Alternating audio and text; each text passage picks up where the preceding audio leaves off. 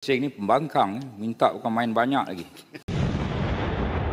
Kawasan Mersing bersama dengan Kerajaan Perpaduan Madani. Mersing ni pembangkang, minta bukan main banyak lagi. Semalam pembangkang-pembangkang ni tak menyokong pun bajet belanjawan. Tapi minta pergi jela. Macam malas saya nak menjawab. Yang Mak Speaker. Kenapa tak sokong semalam? Lepas tu minta itu, minta ini. Bajet tak sokong. Malas saya nak jawab. Menteri. Terima kasih. Ya Tua, malas tu boleh tak jawatan lah kalau malas.